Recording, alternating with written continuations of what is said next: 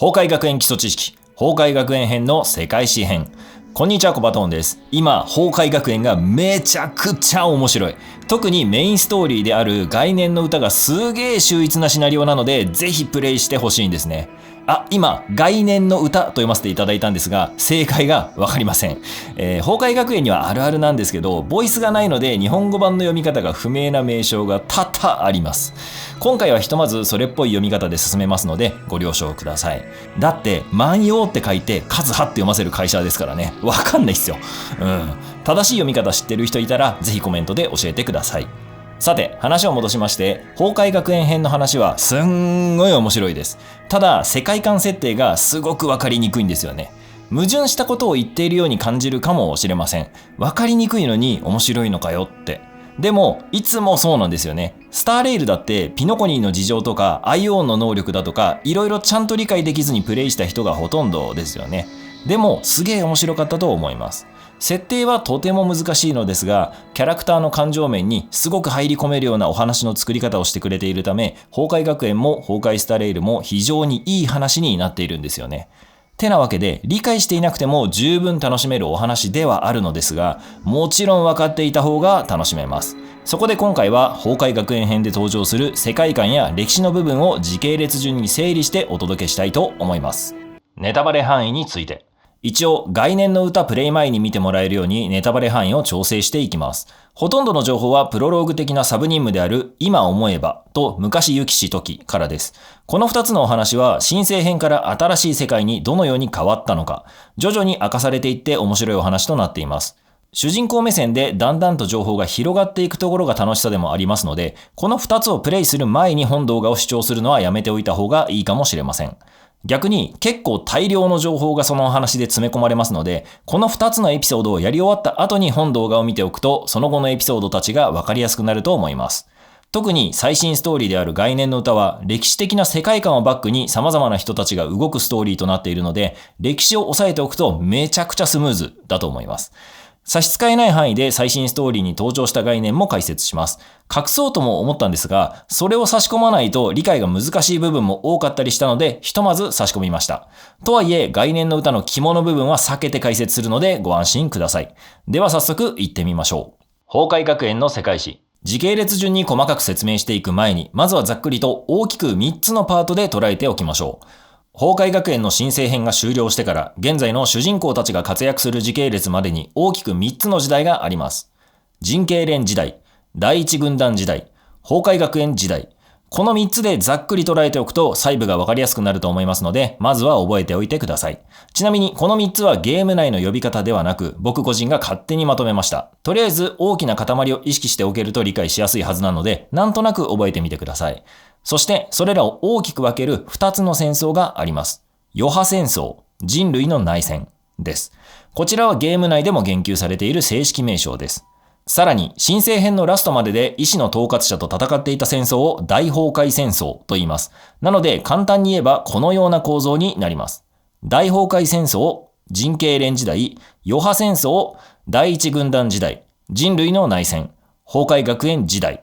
ごちゃごちゃといろんな要素が出てきますが、結局のところ戦争をして、その後統治する集団があり、またその力関係が変化して戦争が発生して、そして再び誰かしらが統治する。そんなことの繰り返しです。これらの大きな要素を頭の中に置きつつ見ていただけると良いかと思います。では順番に見ていきましょう。大崩壊戦争から人系連統治時代。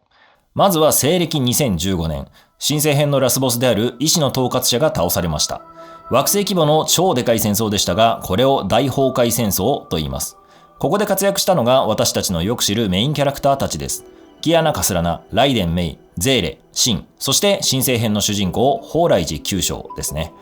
意志の統括者を倒したのも彼女たちなので、本当の英雄は彼女たちと言えます。しかし、彼女たちをバックアップする側であったはずの人類契約連盟が、私たちの優れた戦略や指導の賜物ですよってことで、自分たちのおかげというプロパガンダを流して世間を誘導します。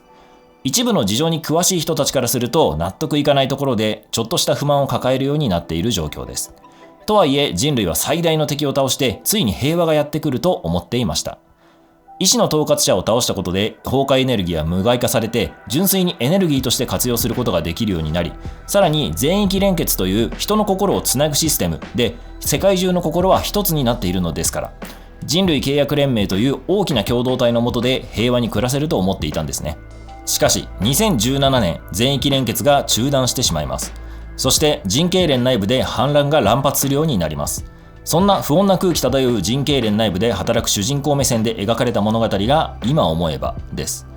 主な登場人物は鉄獅一花、母観念、蓬莱寺九将、使徒成功。マジで蓬莱寺九将以外読み方がわからないので、知っている人いたら教えてください。一花は作中でアルファベット表記が出ているので一花で間違いないです。母観音さんは信州出身だと言っていたので、おそらく訓読みでいいはず。母さんとも呼ばれているので、母が名字、観音が名前は確実です。とりあえずこの読み方で説明させてくださいね。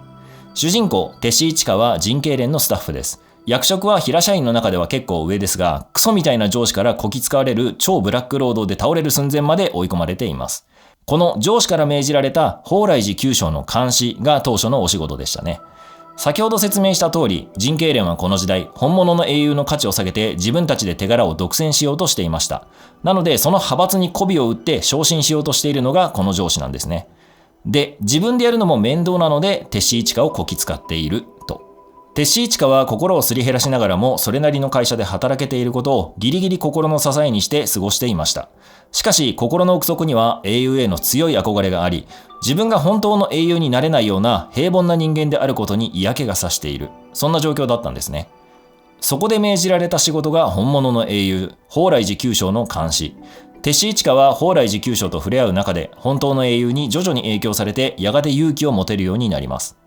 そんな一花を中学時代からずっと見守っている親友が同じ会社で働く母観念。彼女は受付嬢をしている美人さんで、今でも時折一花を心配して声をかけてくれる存在です。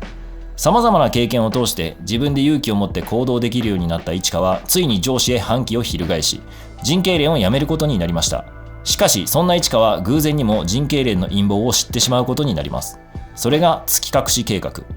詳細は本編でも語られていないので分かりませんが、蓬莱寺九将たちを襲撃する計画だったようですね。蓬莱寺九将に知らせなくてはと彼女の元へ急ぐ一花。しかし知りすぎてしまった鉄獅一花は警備員に追われることとなり、最終的に撃たれて死んでしまったように思えました。実はその直後に母観念によって助けられていたんですね。人系連内部で怪しい動きがあることを察していた使徒理事長は密かに内部へ信頼できるスパイを配置していたんです。それが母観念。彼女は非常に強い氷の精魂使いで、その場で大暴れした末に鉄獅一花を冷凍睡眠で病院へ運び、そしてそのまま力尽きて亡くなってしまったのです。瀕死であった鉄獅一花に使徒成功は人体改造を行い、常人よりもはるかに強い生命力を与えました。そして一花は3年後に目覚め、母観念の思いを受け継ぎ、貫徹として生きていくことになります。ある意味、この貫徹が生き抜いた時代が崩壊学園編の前日談すべてと言ってもいいので、超重要人物ですね。この貫徹は後ほどまた登場するので覚えておきましょう。さて、気になる蓬莱寺九将襲撃計画ですが、鉄獅一花が眠っている間に実行されてしまいました。それにより以降は蓬莱寺九将が登場しない時代が続きます。一方、人系連はついに内部分裂を始めます。ジュネーブとニューヨークの2拠点を軸に対立し始め、さらに実験はムーンライトスローに乗っている崩壊の英雄たちが持っている三つどもえ状態に陥ります。明確な記載がありませんが、これ以降に英雄たちが登場しないことを考えると、月隠し計画によって蓬莱寺九将以外の崩壊の英雄たちも一旦どこかに行ってしまっていたんだと思います。ひとまずこれ以降しばらく登場しません。2019年には空席事件と呼ばれる人系連の大半が欠席するというボイコット事件が発生。これを皮切りに人系連の分裂は決定的になり、ついに名前が変わります。ニューヨークを拠点とする世界契約連盟とジュネーブを拠点とする人類解放連盟です。それぞれ世系連、人海連と略されることもありますね。そしてガラン争奪戦という戦いをきっかけにして余波戦争という大きな戦いへと発展していきます。余波戦争から第一軍団、世界建設兵団時代。二分された人系連である世界契約連盟と人類解放連盟によって内戦が始まります。死者1億4000万人、怪我人2億6000万人を出すとんでもない戦争です。しかし、ここで前線の兵士が立ち上がり、双方の兵力を吸収する形で第一軍団を結成します。この第一軍団は非常に強力で、1年経たずに陣形連をほぼ解体してしまいました。この第一軍団が中心となり、呼応する軍団をまとめて終戦時に成立させたのが世界建設兵団です。そしてこの世界建設兵団には4大軍団と呼ばれる組織がさらに編成されました。東方軍、西方軍、北方軍、南方軍ですね。崩壊学園編によく登場する南方軍だとか世界建設兵団だとかはここに由来しているんですね。ちなみに世界建設兵団の東方軍って感じです。別物ではなく世界建設兵団の中の分類って感じ。たまに5大軍団と書かれることもあるのですが、その場合には第1軍団を含んでいることが多いですね。なのでこの時代には4大軍団と第1軍団が両方いるようなイメージです。この世界建設兵団は初のグローバル政権となりました。なので国家の名前がなくなっていて、東方だとか南方みたいなシンプルな呼び名になっているんですね。なお戦力は均等ではなく南方軍が最強です。南方軍にはラビニア・アビニオンが軍団長として在籍しており、当時世界最強の存在だったみたいですね。彼女は世界建設兵団全体の元帥にもなっており、南方軍の軍団長と兼任する形をとっています。この余波戦争時代に結構テクノロジーも進化したようで、艦鉄が装備している人造筋肉のスーツなどはこの時代に開発されたそうです。またこの時代、バルキリーの情報は極秘だったそうで、彼女たちは独自なスタイルで生き抜くようになっていきます。さて、今度こそ平和になったかと思いきや、4大軍団成立後間もなくして初代総司令官スルトが暗殺されてしまいます。この事件を捜査したのがスルトの娘婿であるカリスマ・サンダーランドです。調査の結果、軍内部での陰謀が明らかになり、そいつらをあぶり出す静かな戦争が始まります。それが沈黙の戦争と呼ばれるものですね。この時代には陣形連の残党など、これまでの戦争で発生した様々な派閥が混在している状態だったのですが、南方軍がそれを受け入れてひとまずまとまりを得ました。この沈黙の戦争終結後、カリスマ・サンダーランドは第2代総司令官に就任します。ここからの治世は非常に素晴らしかったそうで、黄金の10年と呼ばれているみたいです。都市部に対しては超都市化運動を推進し、同時に再啓蒙活動も行ったみたいですね。この再啓蒙活動は英雄の再評価を行うもので、陣形連が隠した蓬莱寺九将たち真の英雄をきちんと評価するための動きだったようです。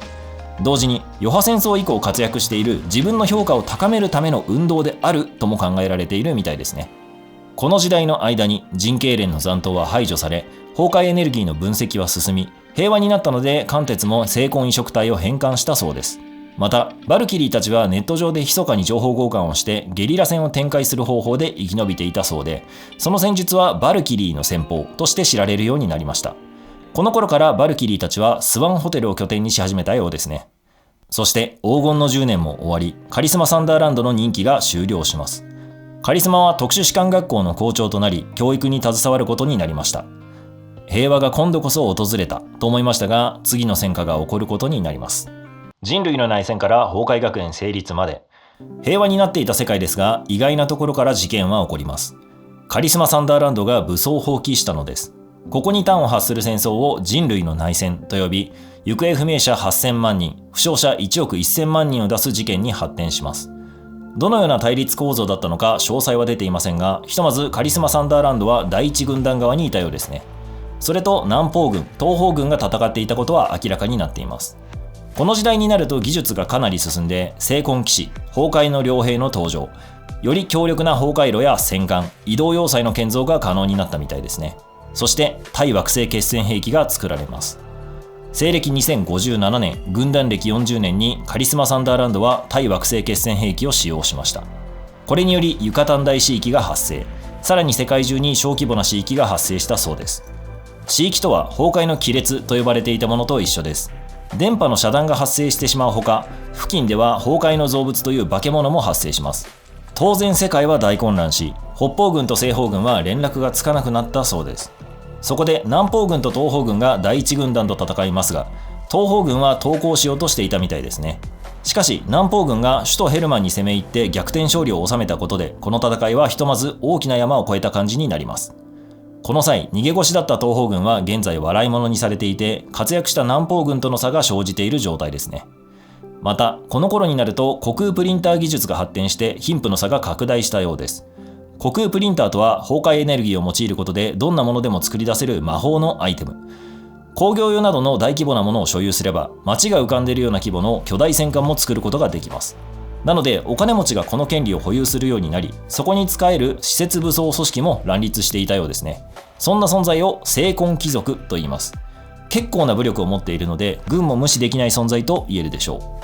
う。さて、南方軍の活躍により反乱は鎮圧されましたが、地域の発生により世界は大混乱しています。また、戦争も終わっていません。そんな大混乱期を描いたお話が昔行し時ですね。地域の近くにある難民キャンプのような場所に住んでいるポポと動乱の影響を受けて動き出した関鉄が出会うところからお話は始まります。通信もできず、地域は拡大して世界が混乱していく中、かつての仲間を招集して難局を乗り越えようとする関鉄。そして崩壊によって苦しめられる母を見捨てられず、助けることもできない自分に無力感を抱いているポポ。そんな2人のロードムービーみたいなお話です。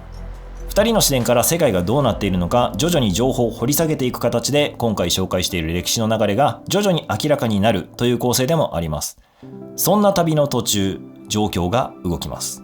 南方軍軍団長でもあり、世界建設兵団第一元帥でもあるラビニア・アビニオンが宣言をしたのです。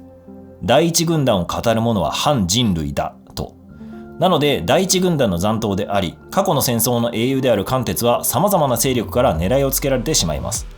逃げながらも情報収集をすると、そこにはある情報が隠されていました。英雄たちが帰ってくるのです。そしてその場所が長空市。長空市には衛星の怒りという謎のオブジェクトが発生していました。そしてその周辺では地域が活動しなくなる効果がある以外はこの時点では分かりません。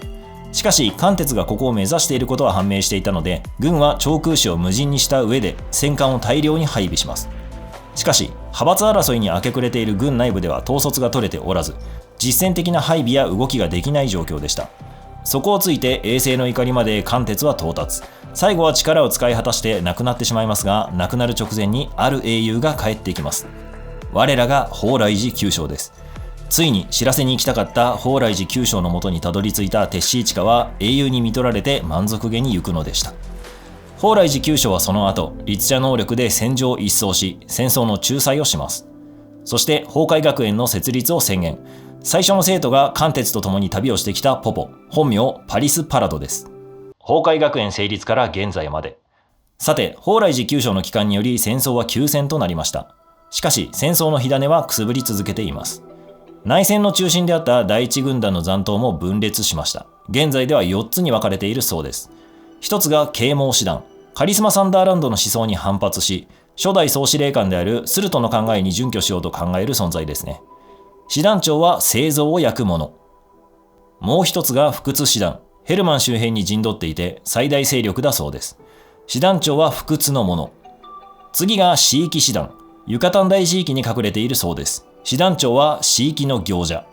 そして絶滅師団。かつての近衛師団の生き残りみたいですね。頭目は大絶滅者。もうしっちゃかめっちゃかですよね。そんな中、崩壊学園戦術第1期生がテロを起こしたそうです。具体的内容は未だ不明ですが、これにより南大陸連合が成立。